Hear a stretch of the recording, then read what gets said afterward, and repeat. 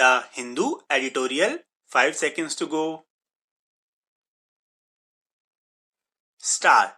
The government cannot wait for the pandemic to ease to loosen the purse strings further.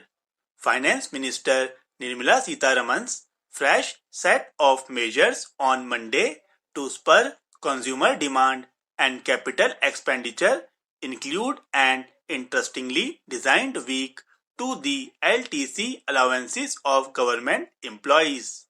Her reckoning is that these would land a rupees 73,000 crore demand spurt to prop up the ailing economy in the second half of this year.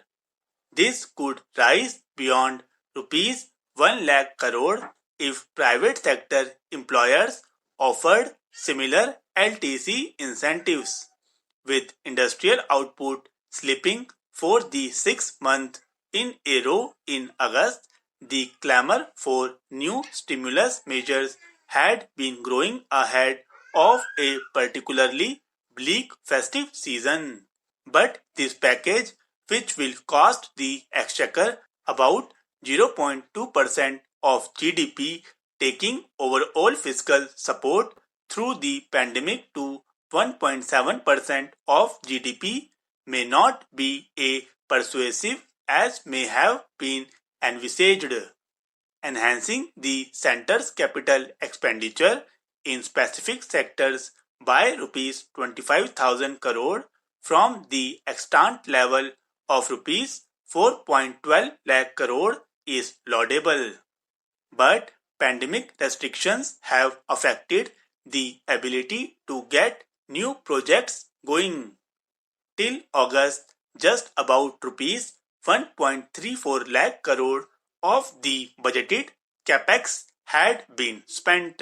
The same problem plagues the rupees 12,000 crore offered as an interest-free 50-year loan to states for capital spending over the next 6 months.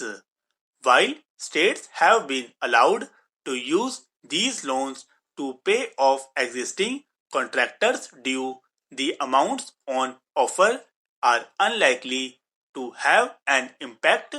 Rupees 2,000 crore has been set aside for states that manage to complete 3 of 4 reforms mandated in the earlier Atmanirbhar Bharat package in order to get additional borrowing leeway.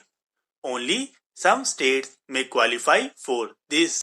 Too many conditions also pervade the consumption push, linking LTC perks of government staff who have not availed them yet due to restricted travel during the pandemic to spending on non-travel items is an innovative nudge, but requiring them to spend 3 times their return ticket fares under LTC on goods and services, attracting at least 12% GST from GST registered vendors, may be too perspective and overlooks the reluctance towards discretionary spending due to low visibility on the economy's prospects.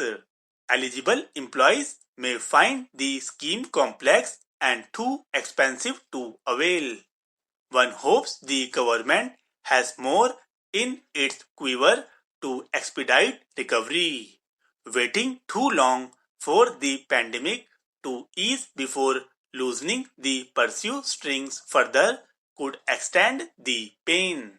The focus should not just be on conjuring a trickle-down stimulus from those with their jobs and savings intact, but also on relief measures for those without. Even the IMF has been urging countries to spend now to diminish the damage. Avoiding spending now to maintain fiscal discipline and prevent a rating downgrade seems sensible, but if the underlying edifices of the country's growth story crumble In the process, a future downgrade will become inevitable.